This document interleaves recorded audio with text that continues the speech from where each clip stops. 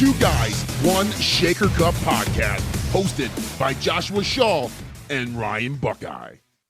Hola, señorita, señores. That's my best Spanish. That's all I got, man. I mean, now we can say we're bilingual podcast. I'm gonna mark that. I'm gonna mark that checkbox in the podcast. Yeah, so, Telemundo is going to be telecasting our podcast from now on. And you're a little bit late though too, because we're well past Cinco de Mayo, so I don't. Yeah, but that's what inspired me to start taking Spanish. Oh, okay. You know, and by taking Spanish, I mean I have not taken a Spanish course since I was a sophomore in high school. So. What's going on, everybody? Welcome back inside Two Guys, One Shaker Cup podcast. Interesting topic this week, and one that's actually a little real for me personally, but also I think for a lot of people out there in terms of everybody listening to this podcast or watching this podcast. I guarantee that they've probably seen an episode of Shark Tank. I mean, it is fun to watch. It is cool. It's cool to see the pitches. It is cool to see the panel argue back and forth, and ultimately, it's kind of cool to see. An entrepreneur get a shark or get an investment. Like that's what people think of when they think investors. They always think Shark Tank. I mean, the amount of people that have told me in the last 5 weeks that we should go on Shark Tank, I can't even tell you. It has been a ton because that is ultimately like where their mind goes. Like, not you should find a private equity, a private investor, or any type of corporation to invest in you. But it's Shark Tank, Shark Tank, Shark Tank. So let's start with that, Josh. Which shark would you want to invest in J. Shaw Consulting? That's a good question. I don't know. I mean, because I'm thinking like a lot of those guys, I guess like maybe Robert Hirschbeck, because I think he does like an actual security firm. I think he does a little bit more of like professional stuff. A lot of them do consumer. Like I don't personally myself sell a consumer product, so my answer is going to be much different than yours. I mean, if they're going to invest in a services company, I'm assuming that I'm going to want to have somebody that at least has some professional services background in some capacity. So I'm trying to think about like all of the people that were even on the show. I guess maybe if it was like, one of the who did I say the one? I forget who I had one time. I think I mentioned somebody's name once. Why is it drawing a blank? But I'm thinking like if it was somebody that did work with a lot of like consumer packaged goods, like that would just be good to have the name attached to my consulting company to give me like connections. I mean, that'd be good. But other than that, like for them to actually give me like some nuts and bolts, actually strategic, things around my business. Those people are not usually the ones that I would pick, I guess. Right. that's just mine. But I personally love the show. I mean, it's one of those shows that I've enjoyed for, I don't know how long it's been on the thing. I remember watching it the first season and thinking, this is great. This is a TV show that I can actually wrap my head around because this is my world. But now it's become a very interesting spectacle of storytelling and things like that, which I totally appreciate because I think that brings people into the world of finance and business entrepreneurship, because it is a thing that I think a lot of people dream of in one capacity or another. And I think that there's a level of creating a business that is, you're just starting it and enjoying it, and it's a lifestyle business that you get to do something, make a little extra money, and it's great. But then there's that next step of like actually being able to create a business that's investable, which is usually Shark Tank companies, which I don't know if a lot of them actually are investable companies. I think a lot of them are super early, but that's probably something we'll talk about in this episode. But I like it. I haven't probably watched it in the last maybe year and a half, but when I do get to catch it every once in a while, if I'm on a plane or something, it's streaming. I definitely love it still. Yeah. I mean, for you, it would probably be Lori, right? Like she owns QVC. I mean that she'd be pretty good for you. And she pitches some stuff. I mean, a lot of them, they all have really good strengths. I mean, I think that they all have really unique things. I always find it interesting, their backgrounds and then the types of businesses that they invest in a lot of times don't match up. But they do have teams. They have like, it's not just them, and which like it's important too. Like a lot of times when deals are struck on TV, like the deals never get signed on paper because they open the books and realize that they were bullshit or whatever. I mean, it'd be interesting to see how many of the deals that were agreed upon on TV actually come to fruition behind the scenes, because I don't think that, I keep hearing all this dollar amounts and like $400,000 for this and $1 million for this. It's like their pockets are deep. I get it. Yeah. But like, I mean, how many of those actually are real deals? Anyway, so the topic conversation is like, when do you take out an investor? Should you take out an investor? Is an investor a good idea? And if so, like, obviously Josh alluded to a lot of the companies that go on Shark Tank are just like in a Kickstarter campaign, or they just come right off of something where they just launched, or maybe they've been in business 6 months, or maybe they've been in business 2 years, but really haven't been full time on that business and just kind of like casually did it as a hobby. So it's super interesting because I think, from your personal experience working with brands, you've probably uncovered that a lot of times there's a money backer behind the scenes, or somebody that's, putting cash flow into the business that either is hands-on or maybe not hands-on. I think of, a business that I work with on the supplement side, like they have the guy who's the face of the business that everybody thinks owns 100% of the company, but there is a whole table of investors behind the scene that he has to run everything by. And that makes things super difficult because the more people you have involved in the process, the more red tape there is and the more, obviously, headache it can be. So let's start with what is, or when is a time in which a brand should consider bringing on an investor? It's definitely a loaded question because I think it has a lot to do. I guess the first thing is there's no right answer. Right. There's no this is the only answer. I think it has a lot to do with the aspiration of the business. Like what type of business are they building? Like if you were to tell me that you're launching Uber, I would say you need money right off the bat and you need a ton of capital way ahead of what you're going to get for revenue because you're needing to build scale into a system that eventually pays off in the long run. So you're going to lose money from a long period of time. Now, if you're telling me you're running a nut butter business, then I'm going to say, you need to prove to me that you can sell a product. And usually at that point, like I always think to myself, and this isn't like a rule of thumb for everybody, but I always think like if you had limited distribution, so think more in the sense of like a what's the thing? It's like, think like inch wide, mile deep, like, not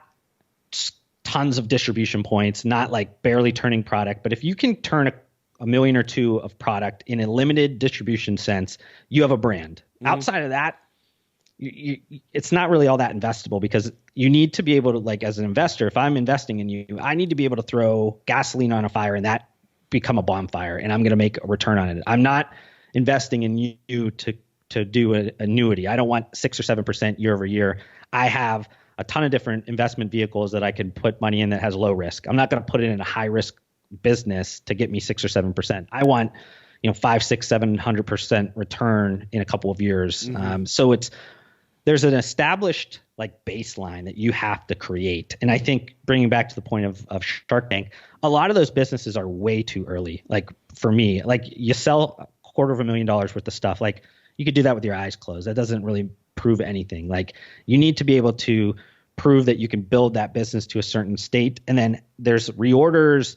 There is, iterations to that business. Like what happens when you, change up packaging or change, like are people still sticking with you or was there some gimmick to that you didn't miss? So like seeing that, that actual progression, I think proves to an investor, okay, this is somebody worth something to me. And a lot of people get way too early. They're always looking in, and this is kind of a hot button for me in Austin, is that a lot of the culture here in Austin is very much like San Francisco, very much Silicon Valley, very much, when do I raise my next capital? How do I get my next investor? How do I do this stuff? But they don't ever think about actually selling and creating sales velocity and distribution points and doing these things that are like, and maybe it's because I think through the terms of like consumer packaged goods, a physical good, you have to sell a physical good. That's a little bit different than selling, software or something like that. But I think for me, even meeting a lot of the small companies here in Austin that are consumer packaged goods companies, they tend to think way too early on investors, which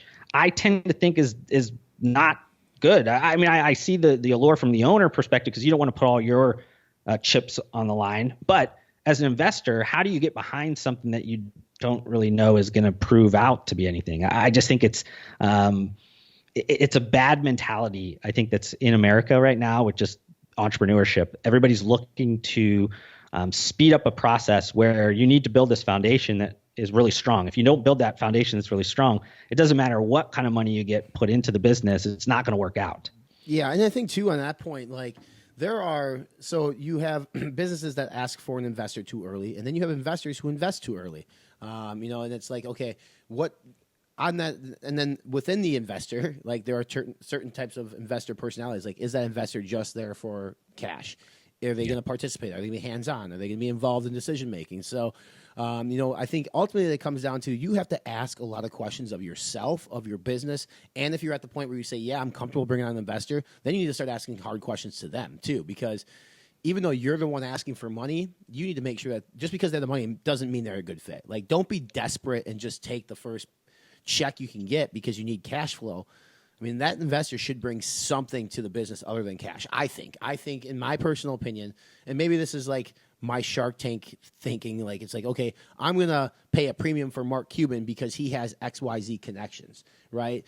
So if I'm going to accept, I'm going to premium in terms of equity. So it's like if you're literally just looking for cash, then go get a fucking loan. Like, go get a loan and pay your interest on it. I think truly, if you need an investor, I would think, and Josh, you might have a different point of view on this, it's like you should seek more than just cash flow. You should be seeking some area of expertise, some type of skill set that they have that you lack or that you need help with. For a lot of people, especially Shark Tank, like that's kind of what you see is like, all right, they go with Damon John because he's got connections in the fashion industry, in the apparel industry. Like, it makes sense that he can bring that level of expertise. But if you're just going to an investment firm and just asking for a paycheck, I think you're doing it wrong. Yeah, they usually, the steps or the journey of investor looking for investors, usually like your first step is what they call like friends and family round, which it tends not to be really friends and family unless you have rich friends and family. Right. It's usually people that from, maybe you have a connection, for you, maybe it's, an upper level leader at General Mills or something that, has some extra 25K or something. You can find 10 other people that have 25K, you get a little bit of money in there, and it's basically just to get you to that next plateau, that next break-even point to see if it works next. And then at that point, then you're going out there and you're looking at your Series A or your seed round or however people want to consider it. And basically at that point, you're like, okay, what am I looking for? I think, and you kind of brought up some of those points. You asked those questions like, do you want a strategic investor? Is that strategic investor somebody that has some capabilities maybe inside of the business, like knows how to scale a business, has the X's and O's business side? Or maybe it's somebody like that has all the connections from the sales perspective, like used to be an ex-executive at Target or right. Walmart. And you're like, hey, this person could probably shuttle me in there. Or it's somebody like an influencer, somebody that has like millions of followers that is right in your wheelhouse that can give you probably a bunch of sales and influence and attraction to your business. It's like, those are like the things you start to like think, what do I need as an entrepreneur to make sure that I'm doing what I need to do like through that. And it's like, you have to answer those questions. Like, what do you need? And I know we talked about another one that's a little bit different, I think, than like a money capital thing, but there's also an element of like human capital. Mm-hmm. Like we've talked about this before. Like sometimes you find a partner in your business, like say you're really good at one thing, you find somebody else that's really good at the other side of things and you give them some equity. That might actually be just as good as cash because you're going to have to go out and spend that money on a person anyways to like fill that need. Or you could partner with somebody, like we've talked about this a number of times. Like if you had a contract manufacturer that you knew could help you with some sourcing, with things to get your costs down that made up for what they were going to get from an equity standpoint, then that makes sense. But like, you have to kind of go through those steps in your head to like know what do you really need. And I think a lot of times people will default to like just doing things too quickly to get those things instead of like grinding and doing the work they need to do to actually like get to the point where like there's no other option. It's like, as an entrepreneur, like your job title is every job within the business. You should be doing every single thing. And if there's a point where you can no longer do something or it's detrimental for you to do it based around another thing, then you have to start looking at, what do I need to do? Hire somebody? Do I need to find investment? Like, what is that to do that? But I think a lot of people, they move to that point way too quick. Mm-hmm. They haven't really gotten to the point where they have proven that they are at a breaking point, that there's no longer any more moves for them to make with their bootstrapped ways. Yeah.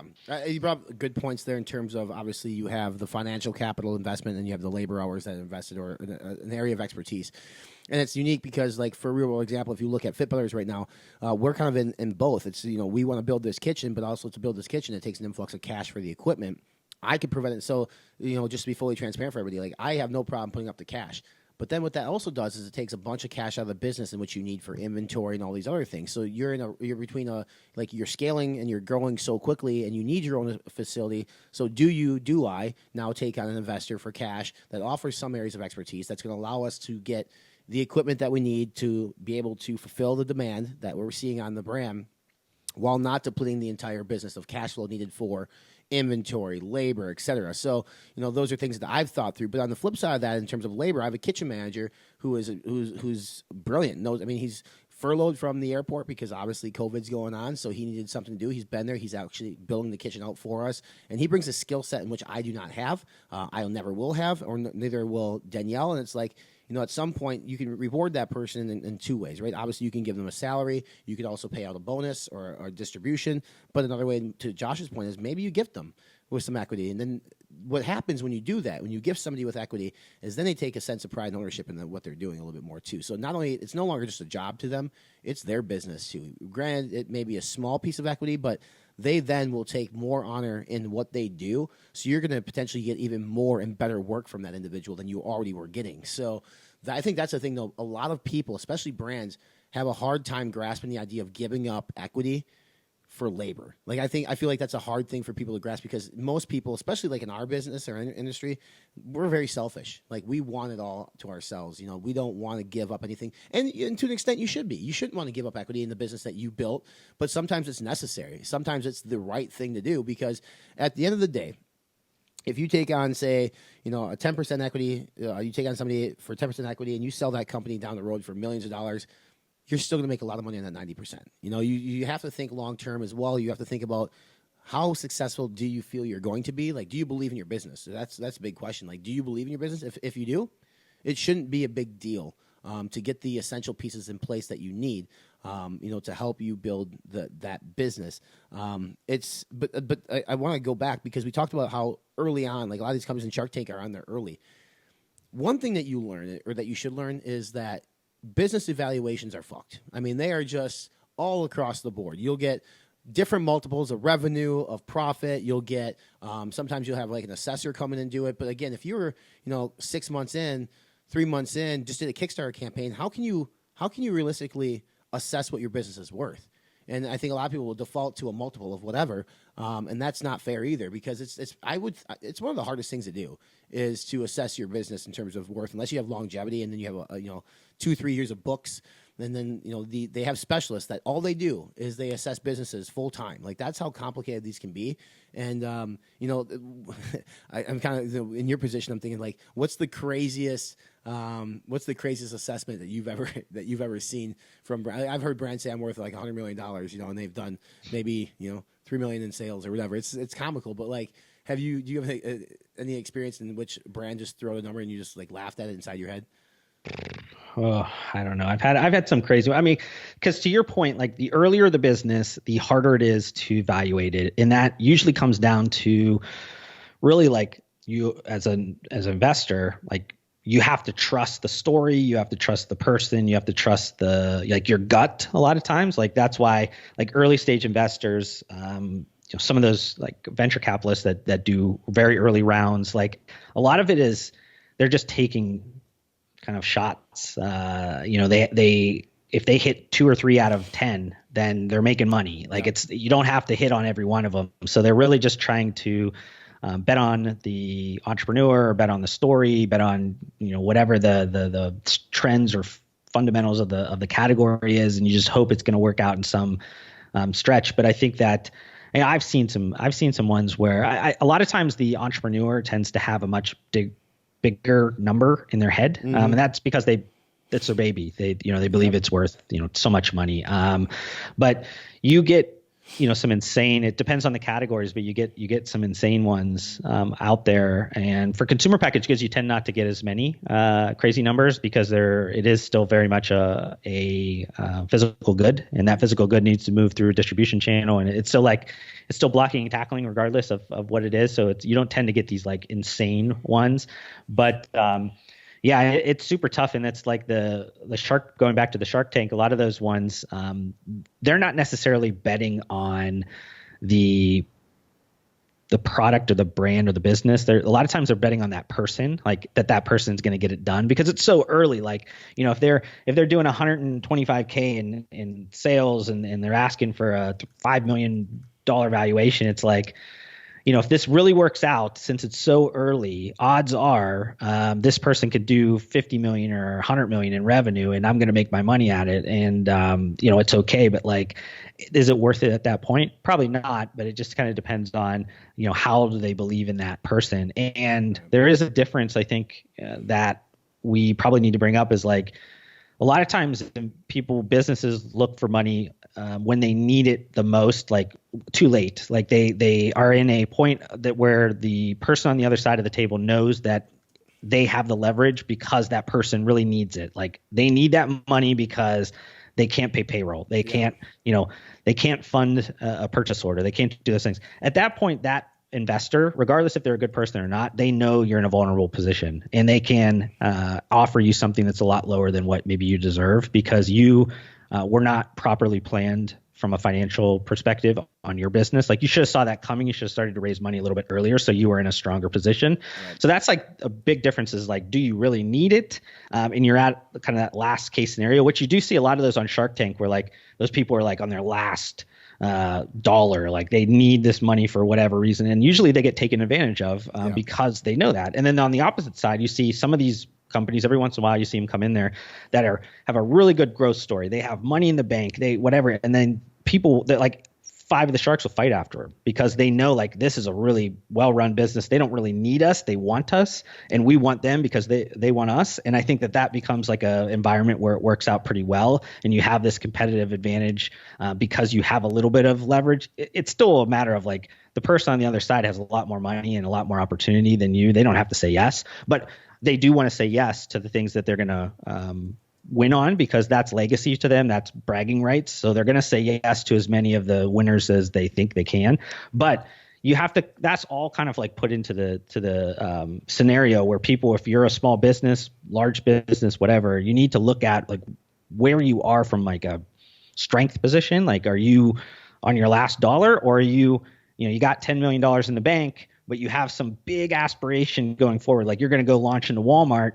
And it'd be nice to have another 25 million on top of your 10 million in the bank because you want to fund, some of the POs. You want to make sure all your risk is taken off the table, whatever reason. Like that's a much better position than saying, I have $1 in the bank and I need to raise 25 because I need 20 for my Walmart PO. Like, that's like, okay, hey, you're not going to be able to get this money anywhere else other than maybe some like short-term debt vehicle that's going to charge you a ton of interest to fund your accounts, your orders. So it's like at this point, you're in a bad position, and I think that people need to kind of like look forward to that. Like getting an investor is not something that gets a snap of the fingers and you're like, oh, this is a great idea. Like this should be something you were thinking about for a while. Yeah, 100%.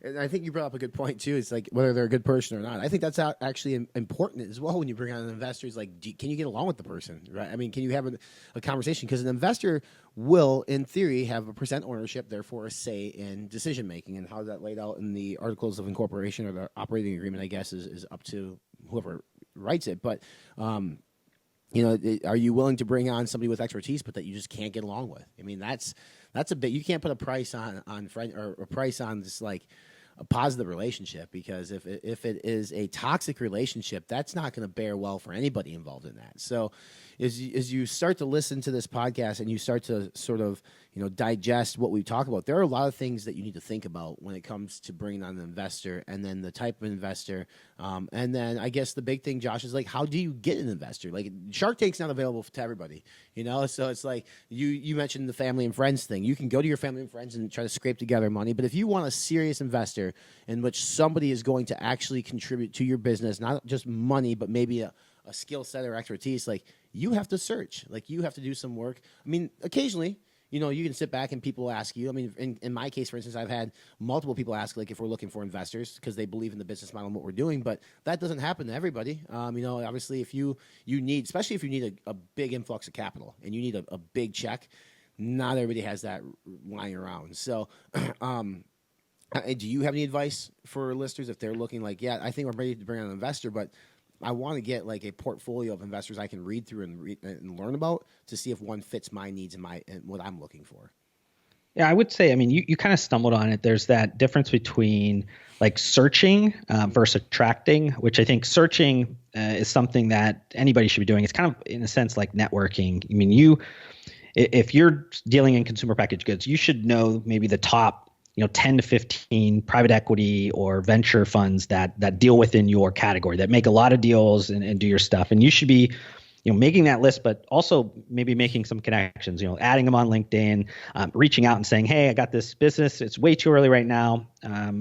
I would just, want to ask you some questions maybe in a couple of months when I feel like I'm at a point where it makes more sense. But you start to have that conversation. You start to build up a little bit of that network. Mm-hmm. These people like that, it's a little bit different when you're working with people that are investors. Is like a lot of times they are very willing to give up a little bit of time because it's this idea of like deal flow. Like if you know where the deals are at and who's interested and who has money available, like being a part of that and knowing that is also like some equity within the community. Like if you have really strong deal flow, that's like, what's your bench press? Like that's kind of like that's like the thing. So like a lot of those guys will give up time for you because they want to know what's happening in their world. They want to know who the hottest new brands are, the ones that maybe aren't showing up on the Nielsen reports yet or whatever. Like those are the people that are eventually going to be looking for an investment, and you want to be the first person they look at. So if you give them the time of day when it's a little bit too early, they're going to be super interested to give you the first look at it when it's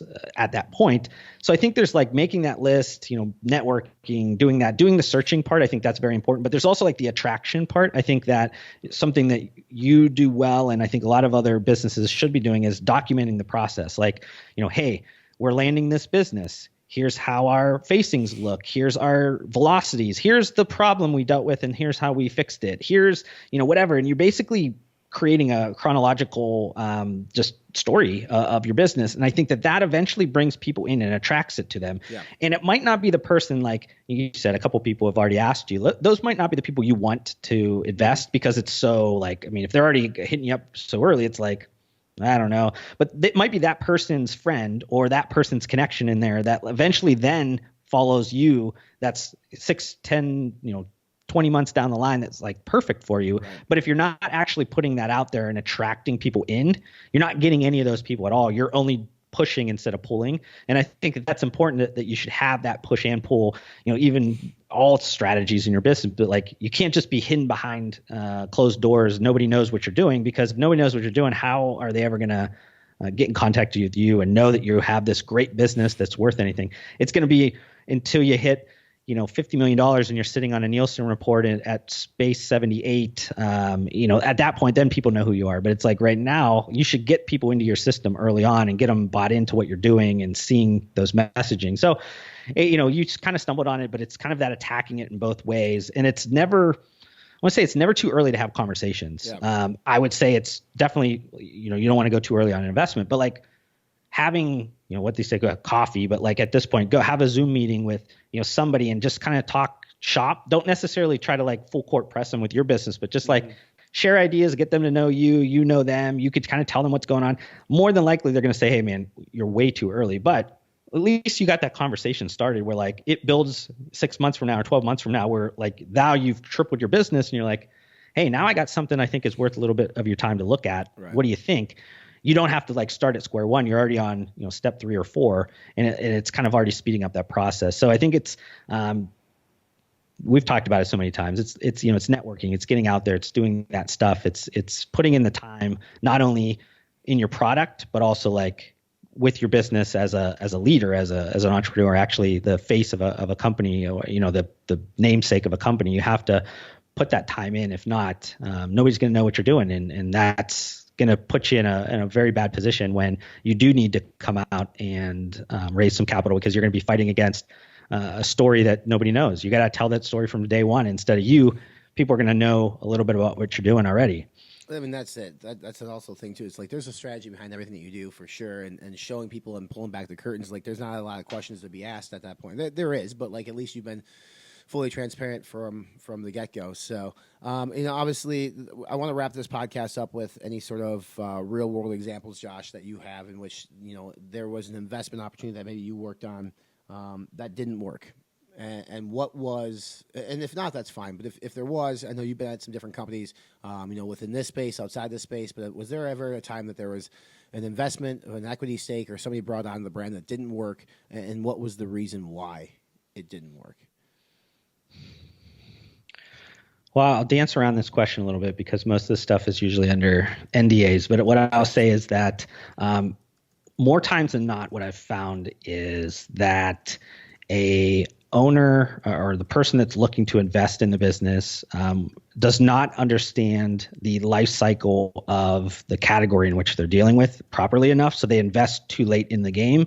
At that point, they're investing at almost the top. And at that point, it's already kind of it's not going to keep growing. At that point, it's pretty much has a year or two left of growth, and then it's going to kind of just settle in. And it's hard then to extract a lot of value. And I don't need to say names, but I mean, be it our space or just consumer packaged goods, people could pick those out left and right. That's usually the biggest issue with our space of consumer packaged goods of investing is that you tend to get those investors that buy it, be it a strategic or be it a private equity firm that buys a company way too late. And then at that point, they didn't realize that company was on their last leg, I guess, in terms of like hype, excitement in the market. The product was changing guard, and it was going to be a new cool product next that was going to take the top spot. And then at that point, they're never going to be able to make their money back in the investment, and it's just too late.